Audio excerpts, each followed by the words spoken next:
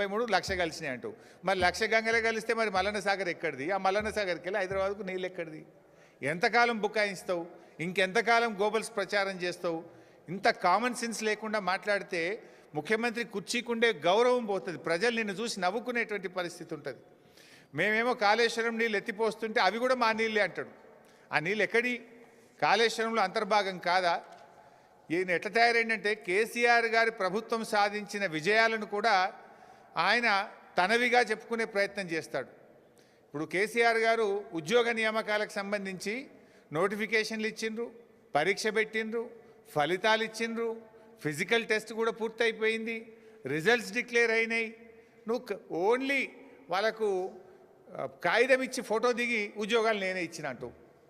ఇది కూడా గట్లే ఉంది. కాళేశ్వరం అంతా కట్టింది కేసీఆర్, నీళ్ళు వచ్చేది కూడా కాళేశ్వరంలో భాగము కాదు. ఇది ఎల్లంపల్లి నీళ్ళు అంటాడు. ఇప్పుడు వెనకట ఆ సీతారామ కూడా పోయింది ఖమ్మం జిల్లాలో. ఖమ్మం జిల్లా సీతారామ ప్రాజెక్టులో 3 పంప్ హౌజులు కట్టింది బీఆర్ఎస్ ప్రభుత్వం. టనల్స్ పూర్తి చేసింది, సబ్స్టేషన్లు పూర్తి చేసింది, కెనాల్స్ పూర్తి చేసింది. కాంగ్రెస్ ప్రభుత్వం రాగానే పోయినరు, బటన్ ఒత్తిండ్రు, లేలే సీతారామ మేమే కట్టామంటాడు. అన్నీ కూడా ఇదే రకమైనటువంటి ఒక గోబల్స్ ప్రచారం. స్వయంగా మీ మంత్రులే రంగనాయక సాగర్కు, మల్లన్న సాగర్కు, కొండపోచమ్మ సాగర్ దగ్గర పోయి గేట్లు ఎత్తి నెత్తి మీద నీళ్లు చల్లుకొని 1,00,000 ఎకరాలకు నీళ్ళు ఇస్తున్నామని చెప్తారు. ఏంది రంగనాయక సాగర్ ఎక్కడిది? మల్లన్న సాగర్ ఎక్కడిది? కట్టింది బీఆర్ఎస్ కాదా? కాళేశ్వరంలో అంతర్భాగం కాదా? మంత్రులు పోయి గేట్లు ఎత్తి నెత్తి మీద నీళ్లు చల్లుకుంటే అవి కాళేశ్వరం నీళ్ళు కాకుండా పోతాయా? ప్రజలంత అమాయకులు అనుకుంటున్నారా మీరు? ఇంకా ఎంతకాలం? ఒక దిక్కేమో కాళేశ్వరంను తిట్టుడు, మరోవైపేమో కాళేశ్వరంను మొక్కుడు.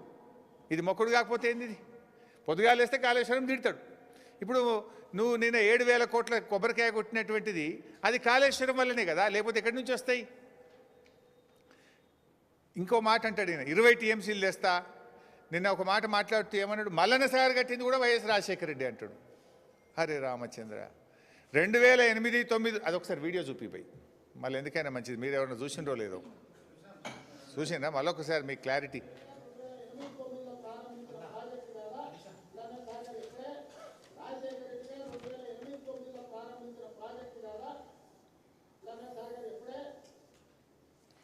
సో మల్లన్న సాగరు 2008, 2009లో రాజశేఖర రెడ్డి గారు కట్టిండు అంటాడు. యాక్చువల్గా ఆనాటి ప్రాణహిత చేవెళ్ళలో ఇది ఉందా? ప్రాణహిత చేవెళ్ళది ఇది ప్లాన్ యాక్చువల్గా. ఆ రోజు ఇందులో ఎక్కడైనా మల్లన్న సాగర్ ఉందా? ఇందులో ఎక్కడ లేదు. వాళ్ళు ప్రతిపాదించింది ఆ రోజు కేవలం 4 రిజర్వాయర్లు మాత్రమే ప్రతిపాదించారు. Anantagiri reservoir 1.7 TMC, Imambad reservoir 1.5 TMC, Tadakapalli reservoir 1 TMC, Tipparam reservoir 1 TMC. అన్ని కలిపితే 5 టీఎంసీలే. ఆనాడు 5 టీఎంసీలు మాత్రమే ప్రతిపాదించారు. మల్లన్న సాగర్ అనే ప్రతిపాదనే లేదు ఆ రోజు. ముఖ్యమంత్రి గారు ఒకసారి డిపిఆర్ తెప్పించుకొని చూడు. ప్రాణహిత చేవెళ్ళ డిపిఆర్ ఉంటుంది కదా ఆఫీస్లో. ఆ రోజు మల్లన్న సాగర్ ఉందా? మల్లన్న సాగర్ అసలు ఉందా? ఆ రోజు పెట్టిన రిజర్వాయర్లే 4, అన్ని కలిపితే 5 టీఎంసీలే వాటి కెపాసిటీ. ఆ రోజు కేంద్ర ప్రభుత్వానికి 2008లో మీరు డిపిఆర్ పంపితే 2012లో సిడబ్ల్యూసి డిపిఆర్ను తిప్పి పంపింది. ఇది నీళ్ళిచ్చే ప్రాజెక్టు కాదు, ఈ 4 రిజర్వాయర్లతో ఈ 5 టీఎంసీల సామర్థ్యంతో 16 లక్షల ఎకరాలు పారవు, కొత్త రిజర్వాయర్లు కట్టండి, పెద్ద రిజర్వాయర్లు కట్టండి, ఆన్లైన్ రిజర్వాయర్లు కట్టండి అని డిపిఆర్ను కేంద్రం తిప్పి పంపింది. సెంట్రల్ వాటర్ కమిషన్ రిజెక్ట్ చేసింది. నువ్వు ఈరోజు నిస్సిగ్గుగా మల్లన్న సాగర్ రాజశేఖర రెడ్డి గారే కట్టినరు అంటివి. పాపం రాజశేఖర రెడ్డి గారు బతుకుంటే ఈ అబద్ధాలు విని ఆయన కూడా సిగ్గుతో తలదించుకునేవాడేమో. అరే ఇంత ఘోరంగా అబద్ధాలు ఆడుతుండని బాధపడేవాడేమో. ఆయన ఆత్మకు శోభిస్తుంది ఎక్కడున్నదో కానీ పాపం. ఈరోజు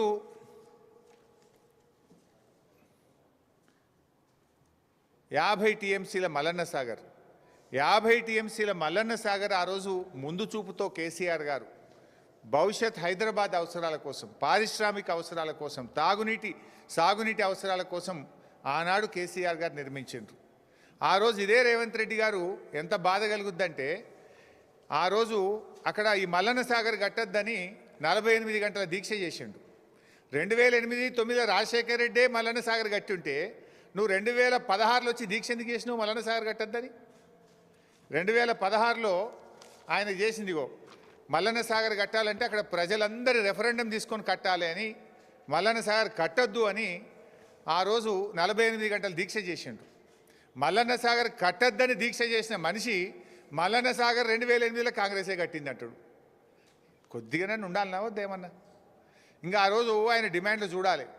మల్లన్న సాగర్ కడితే దాని కింద 2 ఎకరాల పంట వండే భూమి ఇవ్వాలన్నట ఒక్కొక్క రైతుకు, ఎకరానికి 2 ఎకరాలు ఇవ్వాలన్నట.